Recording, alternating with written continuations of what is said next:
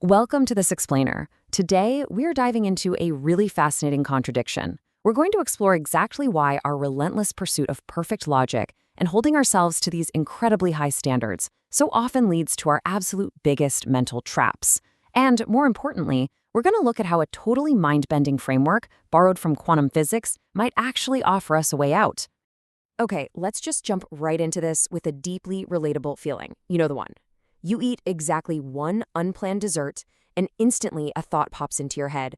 Well, I ruined the diet. The crazy thing is, from the inside, this doesn't feel like some kind of cognitive distortion, right?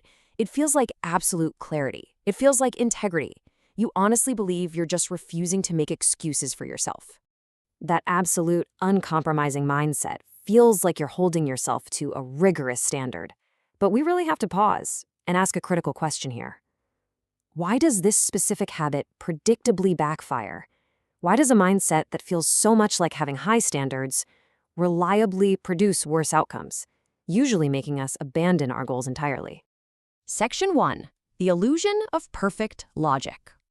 To really answer that, we first need to look at how we've basically been taught to think about thinking. For decades, traditional cognitive models have trapped us in this illusion that human reasoning is supposed to operate like a perfectly logical machine. On one side of the coin, we have these classic rational order models, and these frameworks insist that our preferences should remain totally stable. They treat any human inconsistency as just cognitive noise or a bias. But then, on the other side, there's our actual reality, which features highly fluid preferences and deeply entangled choices. The whole perfect robot logic thing, it just doesn't fit our messy human reality. Section 2. The black and white trap. Now, cognitive behavioral therapy, or CBT, reveals exactly what happens when we try to force our messy human lives into those perfectly rational binary boxes. It leads us straight into the black and white trap. Just imagine this familiar spiral. Step 1, you have one unplanned dessert. Step 2, because of that rigid black and white thinking, the diet is instantly categorized as ruined. And step 3, because it's quote-unquote ruined, you completely abandon the diet by dinner.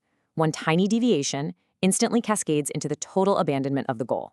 So the absolutely crucial point here is that a single data point quietly becomes a verdict on your entire life. It's exactly like dreading all future meetings just because 2 slides in a presentation ran a little long. Taking one isolated instance of failure and applying an absolute universal rule to it is the absolute hallmark of trying and failing to act like a perfectly consistent, rational machine. And the truth is, even in highly controlled scientific settings, human beings simply don't think this way. Look at empirical patterns like the conjunction fallacy.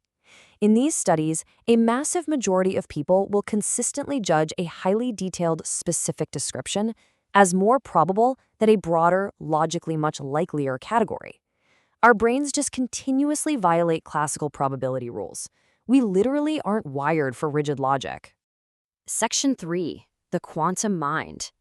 So, to explain why this rigid logic consistently fails us and why we actually think the way we do, cognitive scientists are turning to a really fascinating structural solution, a quantum probabilistic framework.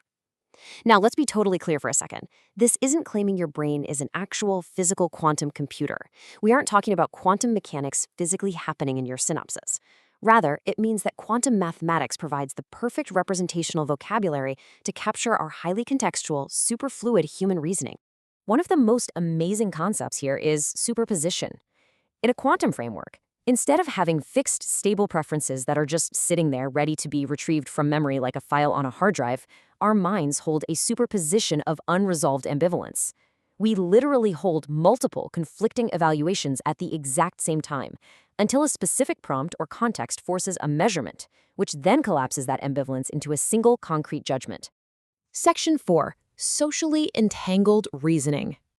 What's wild is that these quantum principles scale up perfectly to our messy, socially embedded environments. Because, our reasoning isn't done in a vacuum. It's deeply structured by institutions, by our relationships, and by collective narratives. When we try to navigate these competing social frames, we experience what is called social interference. This is that structured tension you feel when you hold multiple identity-related attitudes that literally can't all be satisfied at once. It's not a glitch in your brain. It's just a natural tension from existing in a highly complex world. Furthermore, our cognition features something called social entanglement. This means you simply cannot neatly separate a practical evaluation, like, say, the cost-benefit analysis of a local policy, from your moral identity or your political affiliations.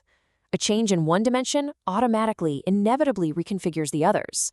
They are fundamentally intertwined or entangled. This creates a really fascinating feedback loop.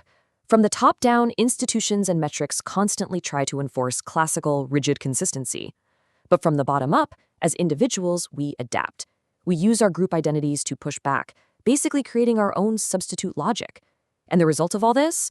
Total fragmentation. We end up with multiple, completely different evaluative frameworks coexisting in society, each one making total sense internally, but clashing spectacularly when they meet externally.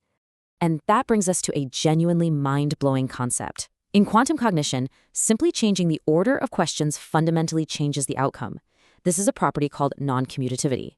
If I ask you about your trust in authority, and then I ask about your perceived threat, I will get a structurally different stabilized belief than if I flip it and ask about the threat first and then the trust. The act of measurement itself physically changes the state of the mind. Consider how this plays out in the real world during a crisis. High salience media essentially acts as a literal quantum measurement. It selectively stabilizes one's specific evaluative frame out of all that messy superposition. And that can cause a total reversal in belief without any new factual input whatsoever. A classical model would just assume you retrieved a pre-existing belief, but the quantum model reveals that the context itself actually transformed and stabilized your mindset right there in that specific moment. Section 5, breaking the binary. So, bringing it all together, how does understanding this deeply entangled, totally quantum nature of human reasoning help us escape that black and white trap we talked about at the beginning? Well, first, we have to redefine coherence entirely. Being coherent isn't about being a perfectly consistent robotic machine across every single situation. Coherence is actually context-relative alignment. It means honoring the complexity of your environment. Your reasoning stabilizes not by eliminating variability, but by continually negotiating it. Once we finally accept that our minds naturally harbor ambivalence, that contradiction and adaptation are just normal, coexisting features of human hardware, we can stop treating one unplanned dessert as a total failure of our integrity. We realize that context matters, and an isolated event doesn't define the whole entire system.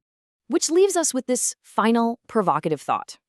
If science actually proves that human cognition is wonderfully contextual, inherently fluid, and essentially quantum, isn't it time we stopped punishing ourselves for not being perfectly black and white? Thanks for joining me on this explainer, and I really hope this helps you navigate your own complex mind just a little bit better.